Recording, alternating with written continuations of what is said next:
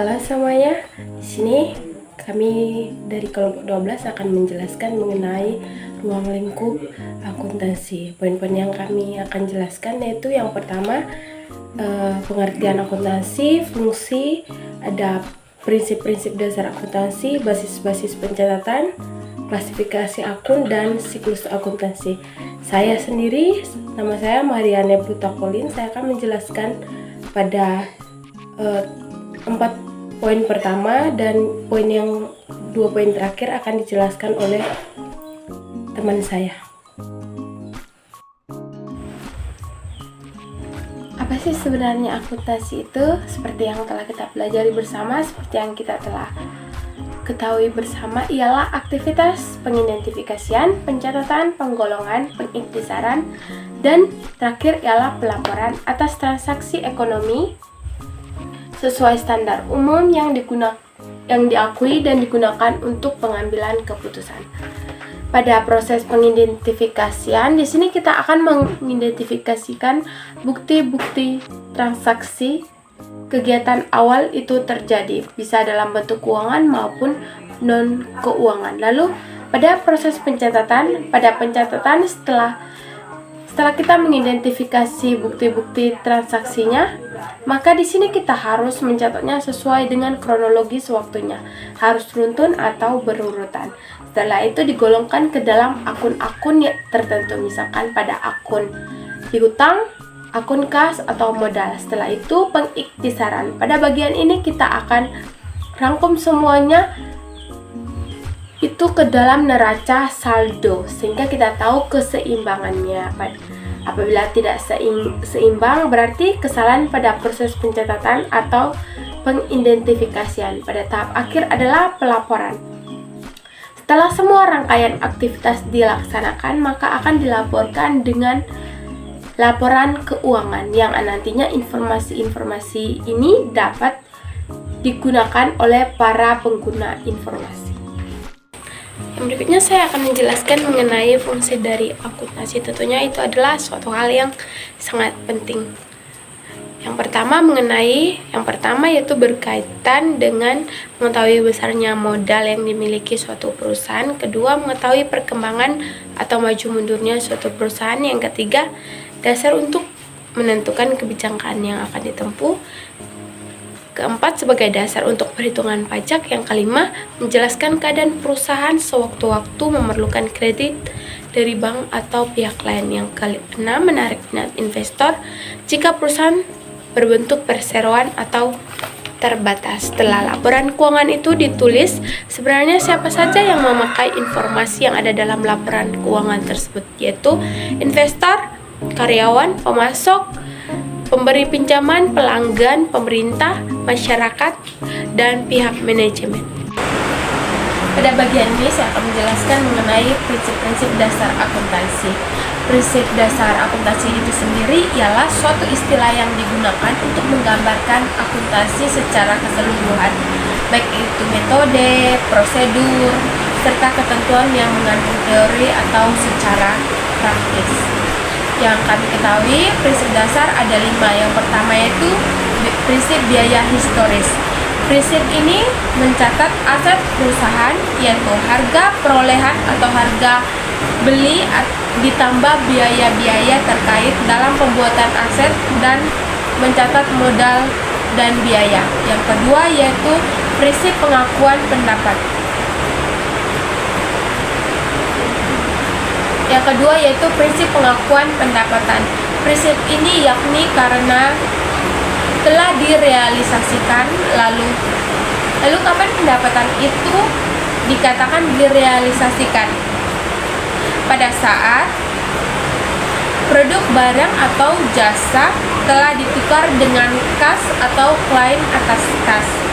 Yang ketiga yaitu prinsip mempertemukan. Prinsip ketika pendapatan dan beban diperbandingkan dalam satu periode akuntitas beban. Yang dimaksud yaitu beban secara langsung memberikan kontribusi dalam memperoleh pendapatan tersebut. Artinya proses pencapaian atau beban dapat dibandingkan hasil pencapaian atau pendapatan. Pendapatan tersebut harus masuk akal atau rasional dan bisa diterapkan. Yang keempat yaitu prinsip konsistensi. Prinsip ini menghendaki agar laporan keuangan dapat dibandingkan dengan tahun-tahun yang sebelumnya. Metode yang digunakan harus diterapkan secara konsisten dari tahun ke tahun.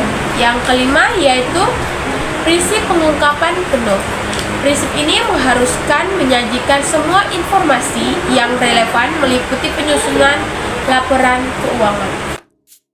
Pada bagian keempat, yaitu basis pencatatan akuntansi. Metode atau prinsip yang digunakan untuk mencatat dan mengakui transaksi keuangan dalam laporan keuangan suatu entitas.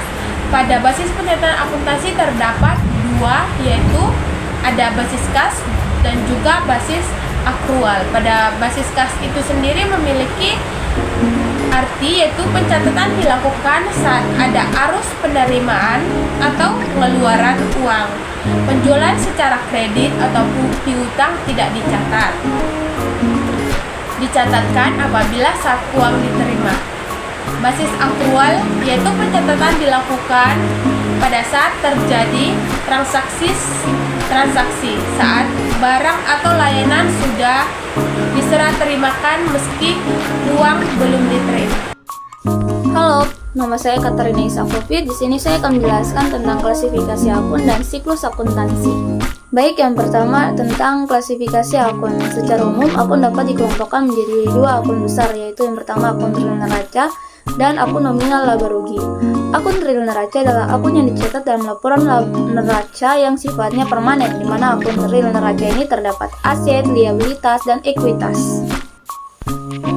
Sedangkan akun nominal laba rugi adalah akun yang dicatat dalam laporan laba rugi yang bersumber dari penghasilan dan beban-beban akibat transaksi suatu perusahaan. Dalam akun nominal laba rugi terdapat pendapatan dan beban, adapun price. Selain itu, akun juga dapat diklasifikasi berdasarkan jenisnya. Akun aset mewakili sumber daya yang dimiliki perusahaan dan memiliki nilai ekonomis. Contohnya, kas, piutang, perlengkapan, dan peralatan. Kemudian ada akun kewajiban mewakili perusahaan kepada pihak lain. Contoh, utang usaha, utang bank, utang gaji. Ketiga, akun modal mewakili kepemilikan pemilik terhadap perusahaan. Contoh, modal saham dan laba ditahan. Kemudian ada akun pendapatan mewakili hasil dari kegiatan operasi perusahaan, contoh pendapatan usaha dan pendapatan jasa. Kemudian ada akun beban mewakili biaya yang dikeluarkan perusahaan untuk menghasilkan pendapatan, contoh beban gaji, beban sewa, dan beban pendapatan.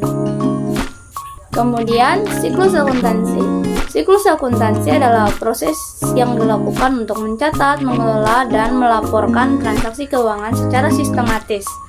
Tahapan-tahapan siklus akuntansi antara lain yang pertama adalah pencatatan transaksi, di mana mencatat semua transaksi keuangan dalam jurnal umum.